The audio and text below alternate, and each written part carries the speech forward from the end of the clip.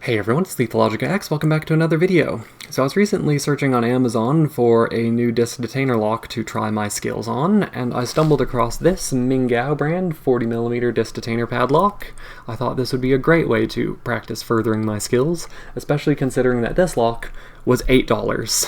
$8 Canadian with free shipping delivered to my front door. I can't even get a lock from Canadian Tire, a cruddy master lock that cheap. So I wasn't expecting a lot with this. I wasn't even expecting the key to work, and yet this lock actually works like really smooth. I was not expecting this out of an $8 disc detainer lock. Rather impressed. Anyway, let's get to picking now. So we are going to stick this in the vise, just to make picking a little bit easier and to give you guys a better view of what's going on. Probably something like that will do. First things first, we're going to turn all those discs as far clockwise as they will go. This puts them all on a nice 0 position, gives us a good place to start. And we're going to grab my 3D printed disc detainer pick and... Wait, what? It doesn't fit. It's too big. Oh no. Well, luckily because this is 3D printed, I can just change the scale and print a new one, and through the magic of YouTube, that's exactly what I did. I printed another one. This one is at 80% scale, and this one fits in here perfectly.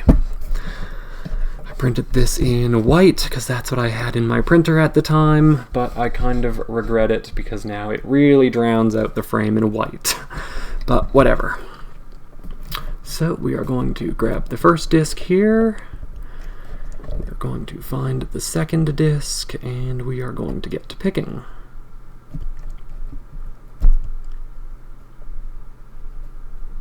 Okay, where is that second disc? There we go. Right there. Okay.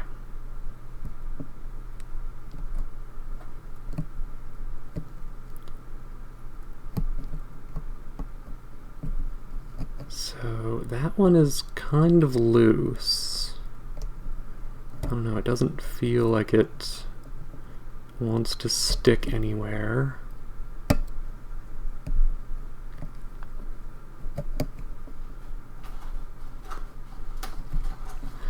Now I keep slipping off the darn thing too.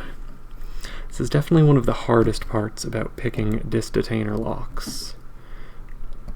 You slip off the discs a lot, and you might feel like you're in a gate, but you're not. You just slipped off the disc. They both feel like exactly the same. It's a sudden release of all of the tension.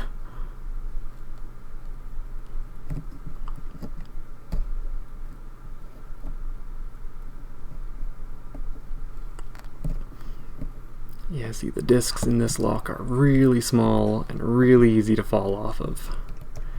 Again, I can't find a home for that disc, so I think I'm going to leave it at the 0 cut.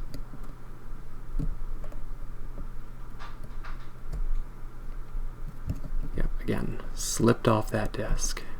Feels like you're in a gate, but you're not. You just slipped off. It is so hard trying to get good pick placement. Probably because I'm using a cruddy 3D printed disc pick. See, now I'm having a hard time backing out and even getting onto that disc. Okay, that felt like a solid click. I think that's a gate.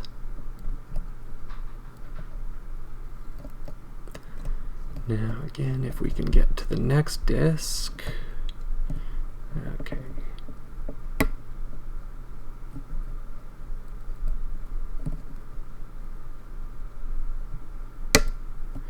Okay, that is an audible click, but it feels like it was really far into the motion of that disc. I don't know if I went too far with it or something. I don't know, we're gonna leave it and we'll see what happens.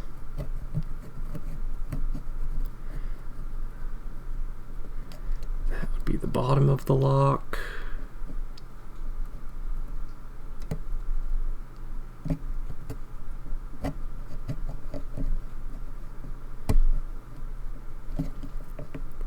Okay, we're going to try working our way back up the discs now.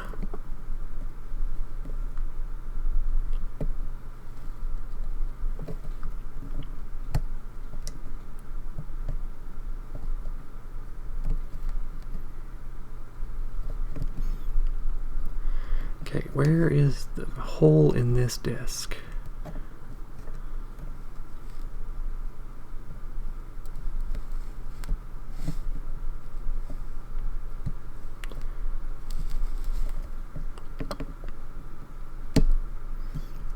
Okay, I think that was a gate.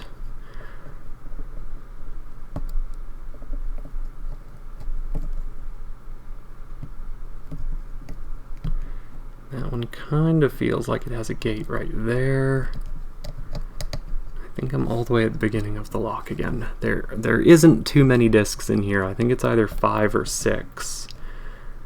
But I believe the first disc is not a zero cut, which makes things very tricky.